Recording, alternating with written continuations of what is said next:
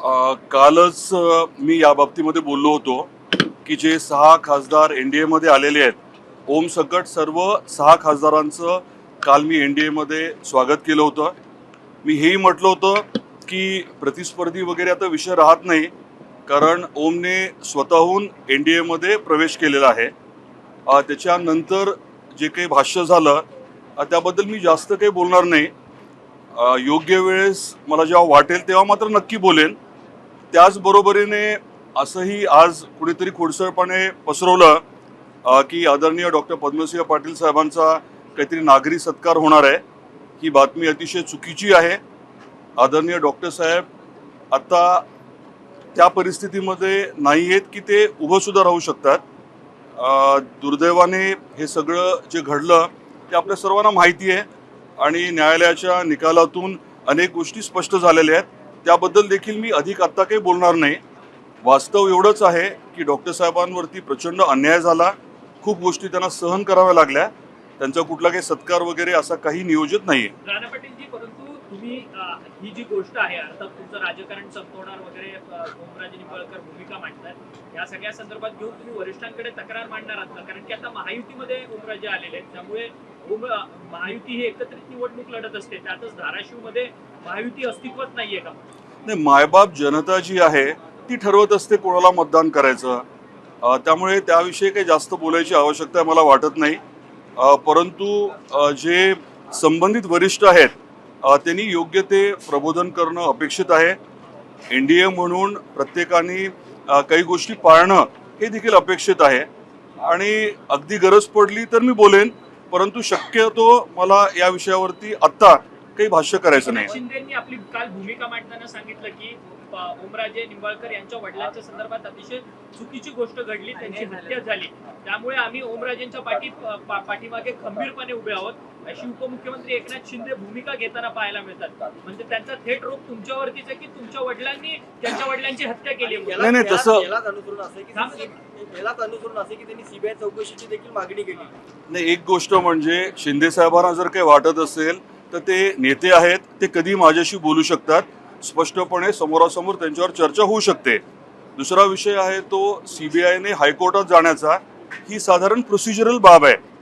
अशा खटल्यांमध्ये जेव्हा केव्हा निकाल होतो ट्रायल कोर्टाचा, त्याच्यानंतर कुठली तरी बाजू जी आहे ती हायकोर्टामध्ये जातच असते. एक तर प्रॉसिक्युशन जाते किंवा डिफेन्स जाते. हा विषय जो आहे तो अनुषंगिक विषय आहे, नॅचरल नॉर्मल विषय आहे. सर, याला लागूनच या सगळ्या वादानंतर किंवा ओव्हरऑल या घडामोडीनंतर आपण देखील मुख्यमंत्र्यांची भेट घेतलेली आहे. काय नेमकं मुख्यमंत्र्यांसोबत या सगळी घडामोडी, कारण का एकत्र काम करायचे तुम्ही म्हणताय, पण जिल्ह्यात एक खासदार आहे, 2 वेगळ्या गटाचे आमदार आहेत आणि एकच फक्त म्हणजे एकमेव तुमचीच जागा आहे, तर संघर्ष जर कायम राहिला तर मात्र सांगायला वाटतं मुख्यमंत्र्यांची काय बोलणं झालं? मुख्यमंत्री महोदयांबरोबर चर्चा झाली ती 2 महत्त्वाच्या विकास कामांच्या बद्दल. एक रिन्युएबल फ्युएल म्हणजे नवकरणीय इंधन. अगदी शेतकऱ्यांचा जो काही शेतातला कचरा असतो, पीक आपण काढल्यानंतर जो कचरा असतो, मग बगॅस असेल किंवा कांदा असेल, सडलेला कांदा असेल, या सर्व गोष्टींकडनं त्याच्या माध्यमावरती प्रक्रिया करून क्रूड ऑइल बनवण्याची एक नवीन टेक्नॉलॉजी आहे. त्या क्रूड ऑइलपासून डिझेल बनवलं जातं, जे ड्रॉप इन फ्युएल आहे, म्हणजे आहे त्या गाडीमध्ये मॉडिफिकेशन न करता हे डिझेल वापरलं जातं. गेले 15 दिवस माझ्या गाडीमध्ये मी हे नवकरणीय डिझेल वापरतोय.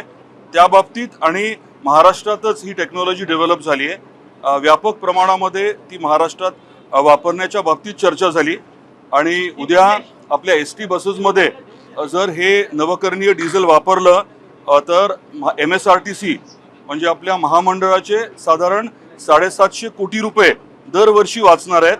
याबद्दलची पूर्ण माहिती आदरणीय मुख्यमंत्री महोदयांना मी दिली.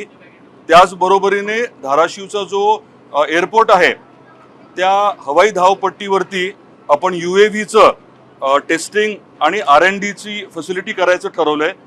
दीपक कपूर साहेब आपले जे नवीन MADCचे CEO आहेत त्यांच्याकडे प्रस्ताव सोमवारीच दिलाय आणि देशातलं पहिलं UAVचं टेस्टिंगचं फॅसिलिटी आणि R&D आणि इनोव्हेशनचं हब, अगदी इन्क्युबेशनचं हब धाराशिवला करण्याच्या बाबतीतली चर्चा झाली. परंतु तुमचा राजकीय विरोध कायम असणार आहे का ओमराजे निंबाळकरांना? ओमराजे निंबाळकर तर म्हणतात माझा राजकीय विरोधक तुम्ही आहात, मग तुम्ही त्याचे आहात का? मग नाही, मैत्री मांडताय. माझी भूमिका मी स्पष्ट केलेली आहे की एखादी व्यक्ती जेव्हा एनडीए मध्ये येते तेव्हा ती एनडीए मधली असते.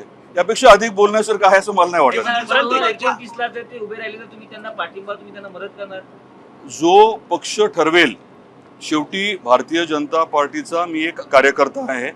पक्ष जो काही ठरवेल, आदरणीय पंतप्रधान नरेंद्र मोदी साहेब आणि आमचं नेतृत्व जे म्हणेल ते बिलकुल मी करणार. तुमची राजकीय गोष्टी झाली आहे का मग या सगळ्या पक्षप्रवेशानंतर? माझी राजकीय गोची व्हायचा प्रश्नच नाहीये, कारण या सर्वांना आवर्जून आता मी स्वागतच केलं त्यांचं. मुख्यमंत्र्यांसोबत योग्य वेळेस काही गोष्टी नक्की बोलेन मी, आज नाही. धाराशिवमध्ये जे काही घडामोडी घडल्या त्यावर मुख्यमंत्र्यांसोबत चर्चा झाली आहे. ओमराजे निंबाळकर आलेले आहेत एनडीए, त्या संदर्भात चर्चा झाली आहे. त्याबद्दल नवीन काहीच नाहीये. म्हणजे आता तुम्हाला जे समजायचं समजून घ्या, हा विषय काही नवीन नाहीये. धन्यवाद.